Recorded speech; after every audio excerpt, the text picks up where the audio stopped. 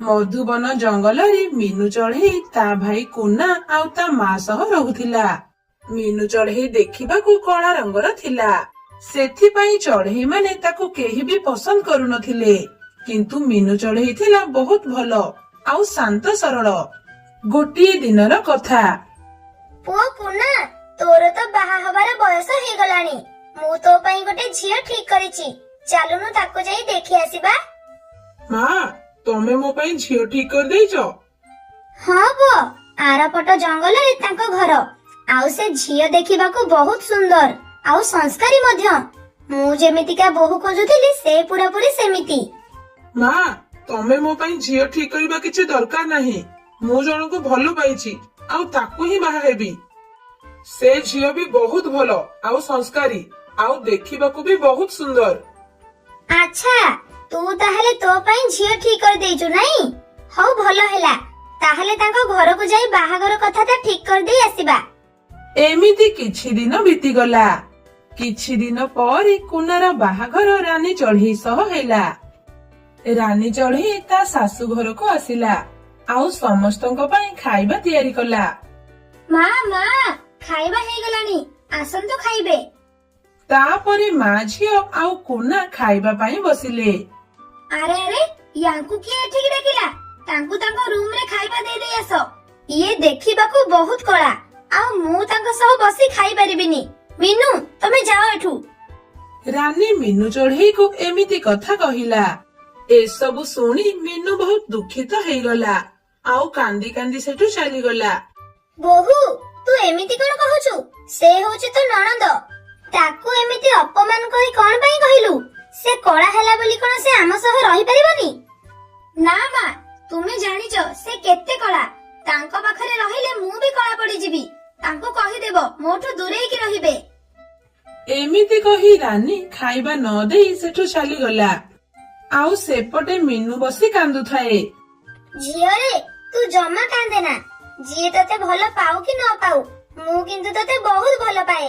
ତୁ ଆଉ କାହା କଥା ଶୁଣିବା କିଛି ବି ଦରକାର ନାହିଁ। ଆଉ ଆସେ, ଆମେ ସାଙ୍ଗ ହେଇକି ଖାଇବା। ତାପରେ ମିନୁ ତା ମା ସହ ଖାଇବା ଖାଇଲା। ରାନୀ ସବୁବେଳେ ମିନୁକୁ ଏମିତି କଥା ହିଁ କହୁଥିଲା। ଜମା ବି ତା ସହ ମିଶୁ ନଥିଲା କି ତାର କିଛି ବି କାମ କରୁନଥିଲା।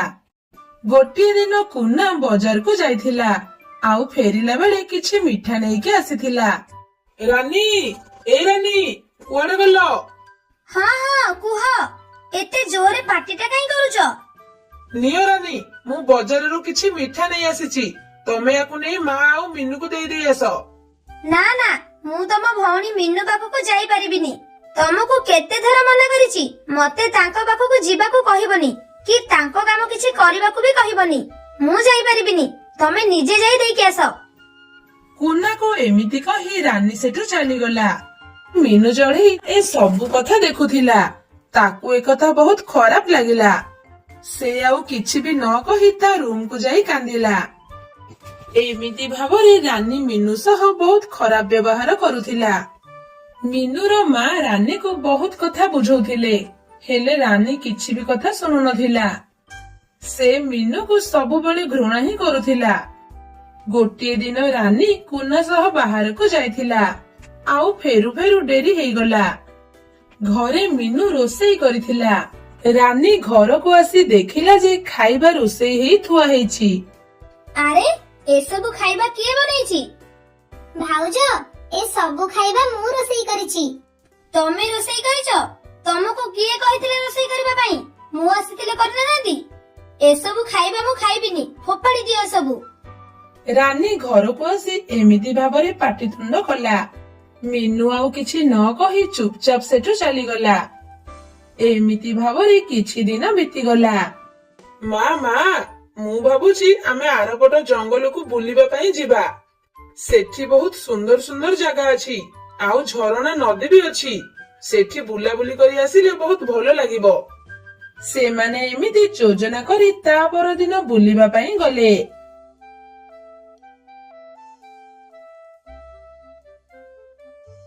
ଆରେ ବା, ଏ ଜାଗା କେତେ ସୁନ୍ଦର ହେଇଛି। ବହୁତ ଭଲ ଲାଗୁଛି ଏଠିକି ଆସିକି। ଏଠିକି ତ ବହୁତ ଚଢେଇ ମାନେ ବି ଆସିଛନ୍ତି, ହେଲେ କାଳି ମିନୁ ଚଢେଇ କାଇଁ ଆମ ସହ ଆସିଛି କେଜାଣି? ମୋର ତ ଇଚ୍ଛା ନଥିଲା ୟା ସହ ଆସିବା ପାଇଁ, ଖାଲି ବାଧ୍ୟ ହେଇ ଆସିବା କଥା। ଆରେ ଆରେ ଆସ, ଏପଟକୁ ଆସ, ଏପଟେ ଭଲ ଝରଣା ଅଛି। ତାପରେ ସମସ୍ତେ ଝରଣା ପାଖକୁ ଗଲେ। ସେମାନେ ଝରଣାକୁ ଦେଖୁ ହିଁ ଥିଲେ। ହଠାତ୍ ରାନୀର ଗୋଡ ଖସିଗଲା, ଆଉ ସେ ଯାଇ ଝରଣା ପାଣିରେ ପଡିଗଲା। ବଞ୍ଚାଅ ବଞ୍ଚାଅ, ମୁଁ ବୁଡିଗଲି, ମତେ କିଏ ବଞ୍ଚାଅ। ରାନୀ ଏମିତି ଭାବରେ ଡାକ ଛାଡିବାକୁ ଲାଗିଲା, ହେଲେ କୋଉ ବି ଚଢେଇ ତା ଭିତରକୁ ଗଲେନି। ଏମିତି କି କୁନା ବି ତା ଭିତରକୁ ଯାଇପାରିଲାନି। ସେମାନେ ସମସ୍ତେ ବହୁତ ଚିନ୍ତାରେ ପଡିଗଲେ। ଆରେ ଆରେ କିଏ ଅଛ? ମୋ ସ୍ତ୍ରୀକୁ ବଞ୍ଚାଅ, ଦୟା କର ଟିକେ। ଆରେ ଭାଇମାନେ, କିଏ ଟିକେ ପାଣିକୁ ଯାଇ ମୋ ଭାଉଜ ରାଣୀକୁ ବଞ୍ଚେଇ ଦିଅ।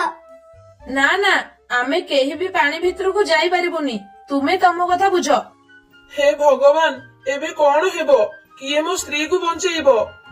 ଭାଇ ତୁମେ ଚିନ୍ତା କରନି, ମୁଁ ମୋ ଭାଉଜଙ୍କୁ ବଞ୍ଚେଇବି। ଏମିତି କହି ମିନୁ ଚଢେଇ ଝରଣା ପାଣିକୁ ଡେଇଁ ପଡିଲା, ଆଉ ରାନୀକୁ ଧରି ପହଁରି ପହଁରି କୂଳରେ ଲଗେଇଦେଲା। ତାପରେ ସେମାନେ ତାକୁ ମେଡିକାଲ ନେଇଗଲେ। ଆଉ କିଛି ସମୟ ପରେ ରାନୀର ହୋସ ଆସିଲା। ରାନୀ, ତମର ହୋସ ଆସିଗଲା? ଯା ହଉ, ଆଜି ଆମେ ଏତେ ବଡ ବିପଦରୁ ରକ୍ଷା ପାଇଲୁ। ହଁ କୁନା, ଆଜି ମୁଁ ମିନୁ ପାଇଁ ହିଁ ବଞ୍ଚି ପାରିଛି। ମତେ କ୍ଷମା କରିଦେବ ମିନୁ, ମୁଁ ତୁମକୁ ବହୁତ କଥା କହିଛି, ଆଉ ତୁମ ମନରେ ବହୁତ କଷ୍ଟ ବି ଦେଇଛି।